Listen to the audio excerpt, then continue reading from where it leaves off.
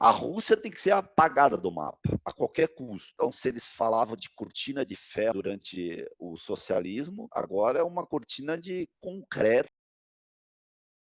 O projeto dos atlanticistas é destruir qualquer país, isso não é um problema dos eslavos da Rússia, é que tem alguma autonomia, que tem alguma soberania. E a Rússia, ela se encaixa num país e um governo, no momento liderado por Vladimir Putin, soberano. Claro que tem limitações isso, o assédio deles é brutal. Hoje eles usam a Ucrânia, em 2008 eles tentaram a Geórgia, não deu certo, mas temos que admitir que a Ucrânia foi uma proxy war que deu certo, a um custo altíssimo dos dois lados.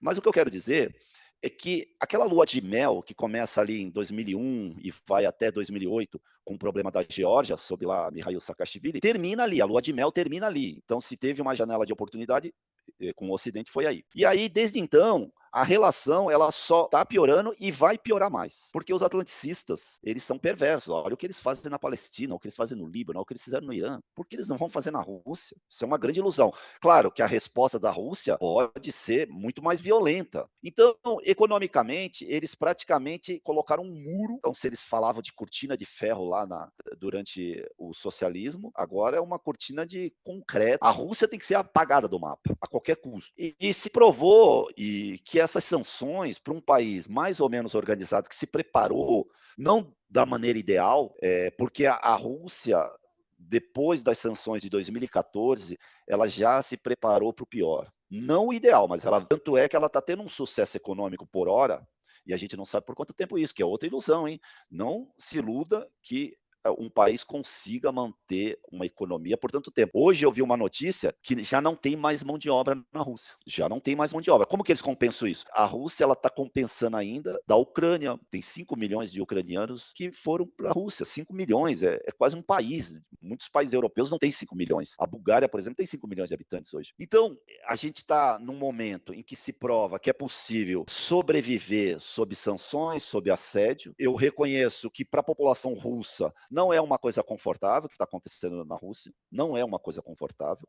A Rússia vai ter que se reinventar. O que eu chamo de atlanticista, eles não têm absolutamente nada para oferecer para ninguém, nem para eles mesmos. Então você tem uma crise aberta hoje na OTAN. Então hoje você tem um racha na OTAN, né?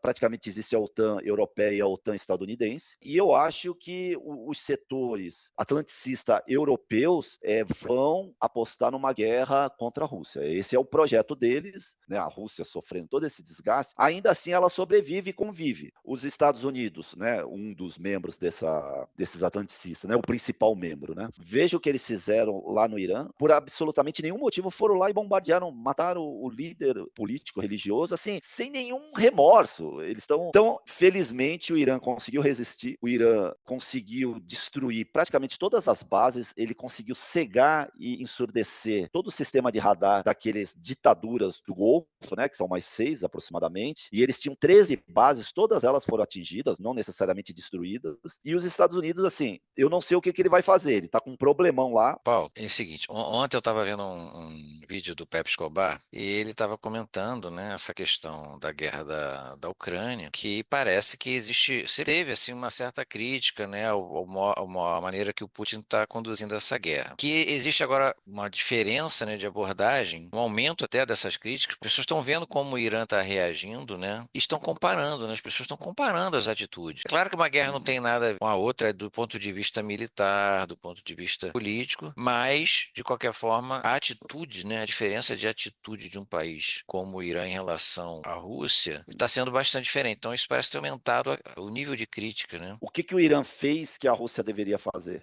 O Irã enfrentou diretamente o Império, né, no sentido de atacar as bases militares, atacar os aliados dos Estados Unidos na região e de não negociar, postura mais firme, né, não ceder, né, não negociar. Então isso também está servindo de contraponto para quem já era crítico em relação à forma de condução da guerra da Ucrânia. Eu acho que são Não, eu, coisas bem diferentes, mas inclusive eu acho que tem uma lógica, né, na forma da Rússia conduzir a guerra do jeito que ela está conduzindo, né, que a gente pode analisar num próximo vídeo. Vamos analisar isso num próximo vídeo. Essa questão da guerra da Ucrânia que é bastante complexa. quantos mísseis caíram no território estadunidense? Quantos mísseis caíram no território europeu nessa guerra? A guerra foi limitada a Israel, Líbano, aquelas ditaduras do Golfo, Irã. Eu entendi. Então, o que uma parte e eu já ouvi isso de diversas pessoas, olha, tem que bombardear a Inglaterra, a França, a Polônia, ok. Não sei se é tão simples assim, mas Deus queira que seja simples. Eu acho que é o contrário, tudo que os atlanticistas querem é isso,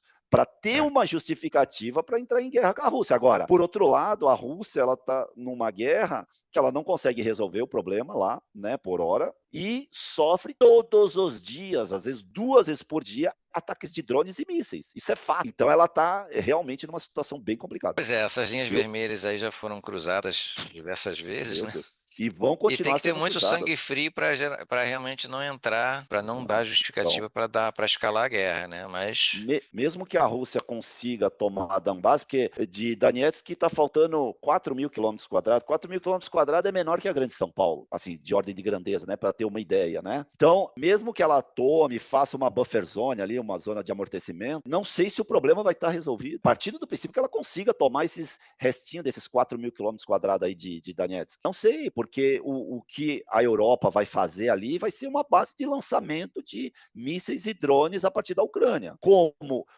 eu acho que a aposta, já falando da guerra da Ucrânia, a aposta da Rússia é que a Ucrânia não tem fôlego, porque ela não tem gente para manter.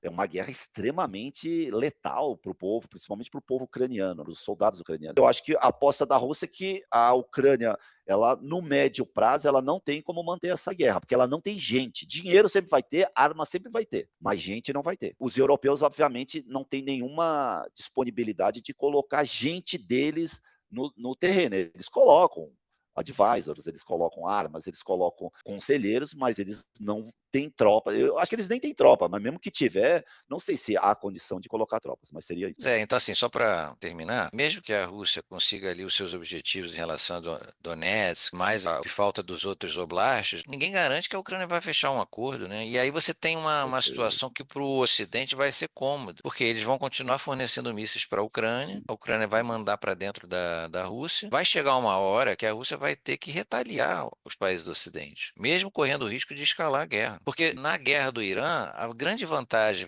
entre aspas, do Irã é justamente essa, ele tem controle do Estreito de Hormuz, né? E ele conseguiu ali manter aquela resistência ali, manter aquele controle, e o tempo está rodando contra o Império, né? Contra o Trump, né? O tempo está favorecendo o Irã. Agora, no caso da Ucrânia, não tem nada ali que seja assim urgente. A Rússia mantendo aquela região ali, ela não tem uma garantia de que vai deixar de ser atacada. Mas vamos deixar para Isso. discutir isso num outro vídeo, que aí vai ser, a gente detalha mais a origem da guerra, tudo que aconteceu e quais são as possíveis saídas desse impasse. Tá Sim. legal? Vamos encerrar por aqui então? Tá ótimo. Muito obrigado aí pela oportunidade. Eu não Aham. tenho nem como te agradecer. Não, Para eu que mim é te uma agradeço oportunidade. aí, cara, porque você que entende bastante de Rússia aí, então Não, eu não eu sei que se eu agradeço, entendo porque se muito, eu eu sou fosse um cidadão fazer, comum, né, se eu fosse que falar de morou Rússia, lá.